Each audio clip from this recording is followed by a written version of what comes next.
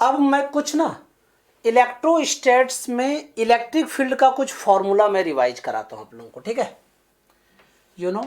Electric field formulas. Actual में जानते हो ये फॉर्मूलाज तो गलत वर्ड है, ठीक है। फॉर्मूला होता है, क्योंकि देखो फॉर्मूली सिंगुलर वर्ड होता है, फॉर्मूला प्लूरल होता है। तुम कहोगे सर आपको पता है फिर भी आप गलत क्यों पढ़ा रहे हो, एस क्यों लगा दिया, फॉर्मूलाज क्यों लिख दिया? क्योंकि जानते हो जनरली लोग ना बोलते ऐसा है, इसलिए मैंने लिखा है।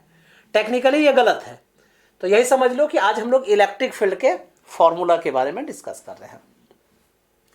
तो पहला, जब मान लो पॉइंट चार्ज है, ठीक है, due to a point charge, due to a point charge, अगर आपके पास यहां पे पॉइंट क्यू चार्ज है और आपको यहां आर डिस्टेंस पर इलेक्ट्रिक फील्ड इंटेंसिटी निकालनी है, तो क्या होगा? तो E is equal to K Q upon R square. मैंने प्रूव करके भी दिखाया था, क्योंकि विदाउट प्रूफ हम लोग किसी की बात नहीं मानते हैं। पर यहां हम लोग क्या, क्योंकि हम लोग साइंस वाले हैं भैया, लेकिन यहां हम लोग क्यों ऐसा कर रहे हैं? क्योंकि जो फॉर्मूला मैंने बताया है उस सबको मैंने लिस्ट बना देता हूं, ठीक है। अगर आपको प्रूफ देखना है तो वो सारा पीछे वाला जो 60 डेज वाला है वो सब सारा देख लीजिएगा, और भी बीच बीच में मैं कराता गया हूं। इसलिए पूरा को जानते हो, पूरे चैनल को ना एकदम क्या कहते हैं, रिलीजियसली आप फॉलो कीजिए, ठीक है। ये तो पक्का है कि सिलेक्शन हो जाएगा, ठीक है। रैंक आएगा या नहीं आएगा उसकी बात अभी नहीं कर रहे हैं, लेकिन अच्छे क्वेश्चन करा रहा हूं बेटा, ध्यान दीजिएगा। तो E equal to K Q upon R square. अब तुमको क्या सर व्हाट इज द के?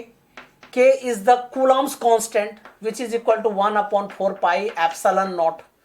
मैंने एप्सिलॉन नॉट क्या होता है वो भी बताया था। एक ऐसा चौकीदार होता है जो इलेक्ट्रिक फील्ड लाइंस को परमिट करता है, कितना करता है, नहीं करता है, सिस्टम में करता है या वैक्यूम में करता है, ये सब सारी बातें मैंने उसमें डिस्कस किया है, देख लेना बेटा।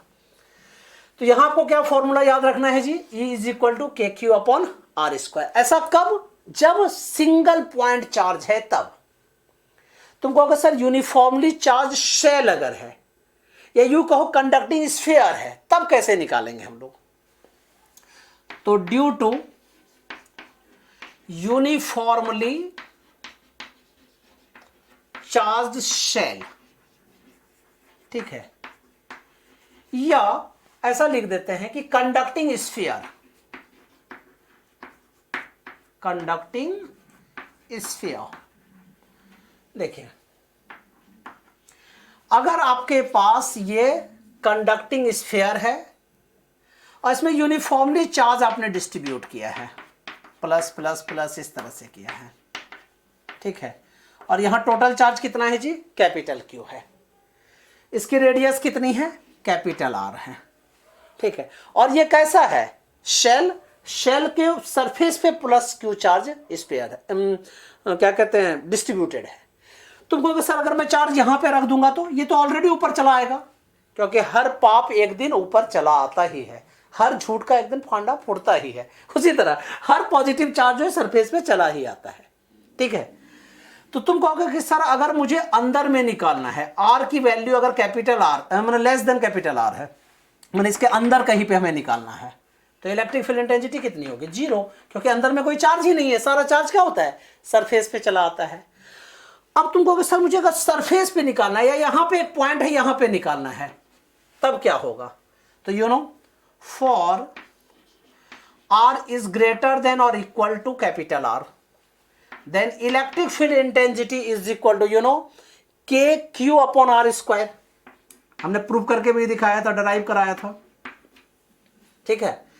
दोनों में देख रहे हो सेम सेम, सॉरी यहां पे कैपिटल क्यू होगा, ठीक है, क्योंकि कैपिटल क्यू चार्ज है बेटा। तो इलेक्ट्रिक फील्ड इंटेंसिटी किसी भी यूनिफॉर्मली शेल या चार्ज्ड स्फीयर पर अगर है तो उसकी वजह से इनसाइड में 0 होती है और आउटसाइड पर, सरफेस पर या उसके बाहर, E की value k Q upon small r square होती है। तुम कहोगे सर सरफेस पर क्या होगा? तो इस स्मॉल आर की जगह कैपिटल आर पुट कर दीजिए। क्लियर है? अब अगर ये जो यूनिफॉर्मली चार्ज्ड है ये कंडक्टिंग नहीं होता, अगर नॉन कंडक्टिंग होता तब कैसे करते? तो लिख रहे हैं ड्यू टू यूनिफॉर्मली ठीक है, यूनिफॉर्मली हो भी सकता है, नहीं भी हो सकता है, ठीक है। नॉन चार्ज्ड, ठीक है, या इंसुलेटिंग, बहुत जगह इंसुलेटिंग लिखा रहता है, शेल और non conducting sphere, non conducting sphere.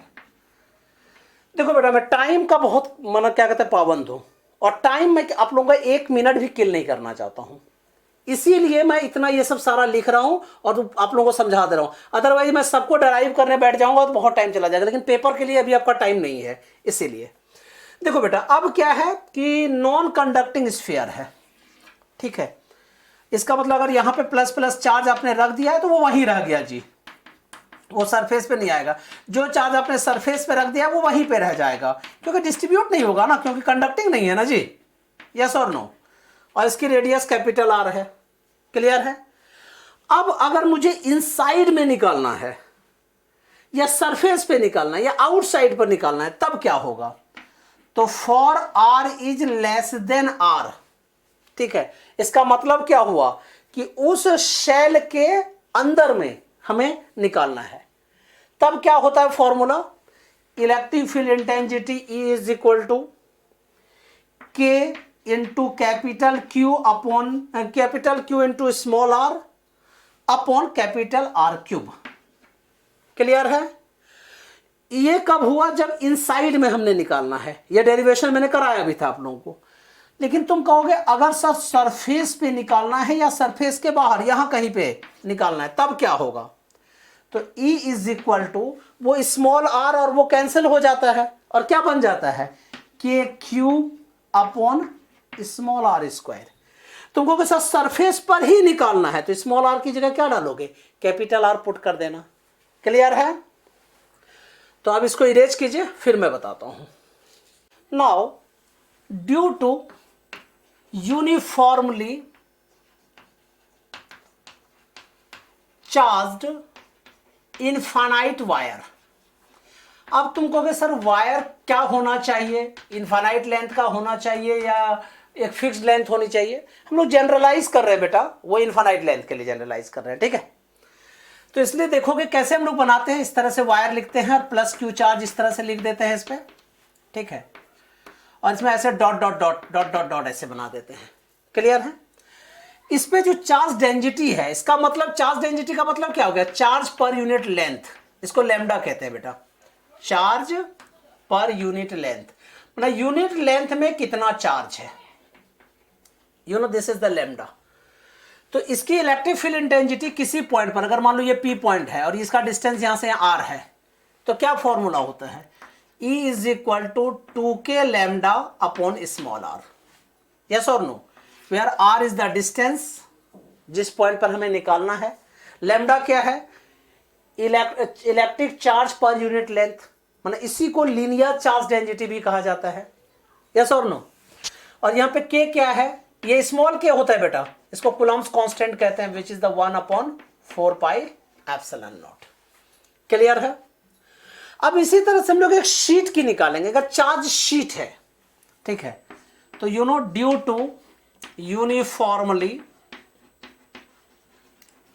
Charged sheet, ठीक है। अब बहुत बच्चे कहते हैं कि सर ये चार्ज शीट जो है वो इनफाइनाइट एरिया का है या फाइनाइट एरिया का है।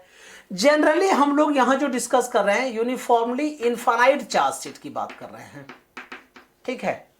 ये जनरलाइज कर रहा हूं मैं। फाइनाइट का निकालोगे तो उसको उसी के अकॉर्डिंग जो है इंटीग्रेट कर देना पड़ता है, ठीक है। तो ये आपके पास एक शीट है, देखना जब भी इनफाइनाइट लेंथ होगा ना तो ऐसे ऐसे ऐसे इस तरह से बना होगा, इस तरह से, ठीक है। मैं इसको थोड़ा ठीक से कर लेता हूं, देखिएगा, यू नो ऐसा। ये शीट जब इस तरह का फिगर बना होगा ना तो क्या समझोगे आप? ये स्टैंडर्ड नोटेशन है बेटा, इस तरह से रहे तो समझ लीजिए कि वो इनफाइनाइट एरिया है, ठीक है। अब इस पूरे पर प्लस क्यू चार्ज है, ठीक है, plus plus plus Q charge है। और इसकी सरफेस चार्ज डेंसिटी कितनी है? सिग्मा। सिग्मा को क्या कहते हैं? ये सिग्मा होता है, स्मॉल सिग्मा, ठीक है। मैंने ABCD भी आप लोगों को भेज दिया होगा। कहोगे सर ABCD मतलब देखो बचपन में आप लोग small letter A B C D, big letter A B C D पढ़ चुके हैं, ठीक है, कैपिटल एबीसीडी और स्मॉल एबीसीडी पढ़ चुके हैं। इसी तरह से लैटिन और ग्रीक के लिए नोटेशन में वही सब सारे यूज होते हैं, ठीक है। तो उसमें capital alphabets as well as the smaller alphabets मैंने बताया है। जैसे सिग्मा जो है, ये देखो ये कैपिटल सिग्मा है और ये क्या है, स्मॉल सिग्मा है, वही स्मॉल सिग्मा लिखा मैंने। तो you know small sigma is the surface charge density, you know.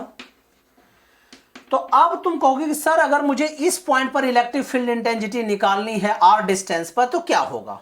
तो E is equal to sigma upon 2 epsilon naught, जो मैंने डराइव करा दिया है पहले ही, यहां मैं लिस्टिंग कर रहा हूं, ठीक है।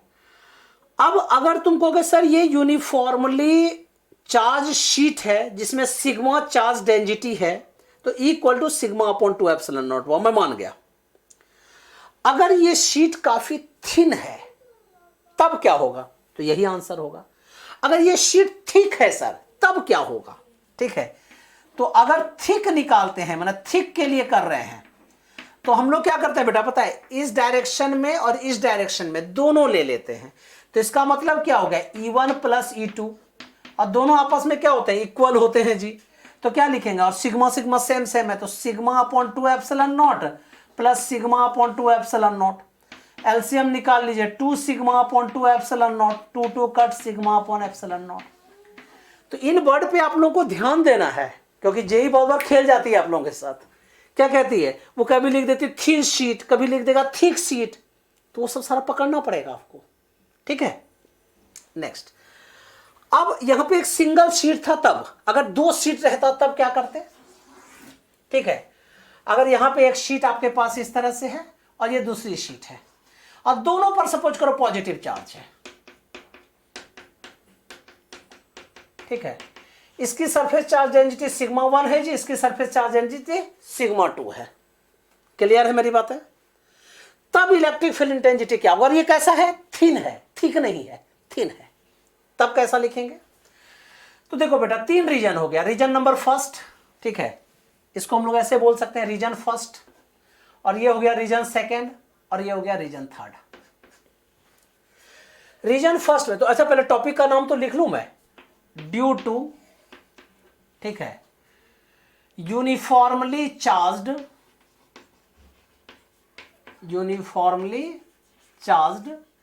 पैरेलल टू शीट्स, ठीक है। यूनिफॉर्मली मींस इक्वल, यूनिफॉर्मली का मतलब ये होगा कि यूनिफॉर्मली डिस्ट्रीब्यूटेड है। इसका मतलब है कि यूनिट एरिया में जो चार्ज है उसका वैल्यू सेम है, ये कहने का मतलब हुआ। तो फर्स्ट रीजन में अगर डिस्कस करते हैं, अगर सिग्मा 1 की वजह से डिस्कस करें, इसकी वजह से डिस्कस करते हैं, तो देखो प्लस की वजह से इधर चला गया, इसको हम लोग क्या लिख सकते हैं, E1। पहले समझना अच्छा से बेटा। अब इसकी वजह से लिखेंगे तो ये पॉजिटिव है, तो ये भी इधर क्या हो गया, E2। यस और नो? अब अगर ये इस पॉइंट पर निकाल रहे हो तो इस पॉजिटिव की वजह से, इस पॉजिटिव की वजह से इधर चला गया E1, इसकी वजह से निकालते हैं तो you know this is the E2। Third region में अगर डिस्कस करते हैं, इस पॉजिटिव की वजह से E1, इसकी वजह से E2। डायरेक्शन समझ में अच्छे से आ गया। अब मुझे फर्स्ट रीजन में इलेक्ट्रिक फील्ड इंटेंसिटी निकालना है जनाब, ठीक है, फर्स्ट रीजन में। तो E1 और E2 दोनों लेफ्ट साइड में है, तो क्या लिखेंगे, minus E1 minus E2। Yes और नो? अब सिंगल शीट के लिए मैंने क्या बताया था, सिग्मा अपॉन 2 एप्सिलॉन नॉट होता है, तो क्या लिखूंगा मैं, minus sigma 1 upon 2 epsilon naught minus sigma 2 upon 2 epsilon not.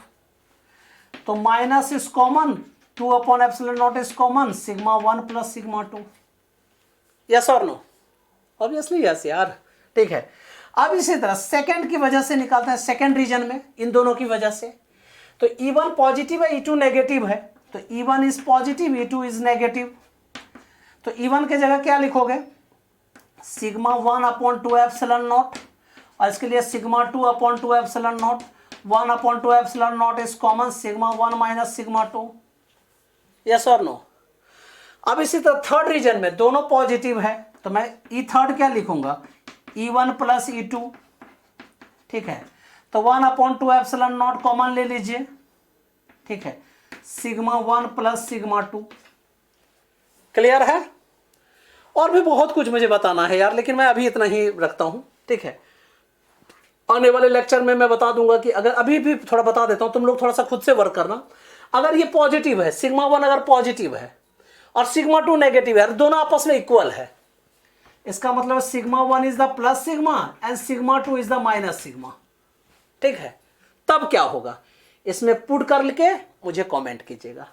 First reason में इलेक्ट्रिक फील्ड कितना होगा, सेकंड में क्या होगा और थर्ड में क्या होगा।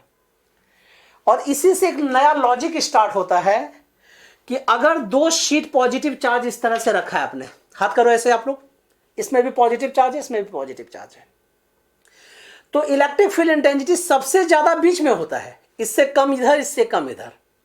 ठीक, अगर एक पॉजिटिव है एक नेगेटिव है तो सबसे ज्यादा बीच में होता है, और इधर तो होता ही नहीं है, इधर तो होता ही नहीं है, ना फर्स्ट रीजन में, सेकंड रीजन में, ना थर्ड रीजन में, सॉरी ना फर्स्ट रीजन में ना थर्ड रीजन में। क्यों? ये कमेंट करके मुझे जरूर बताना आप लोग। क्लियर है? फिर मिलते हैं नेक्स्ट लेक्चर में।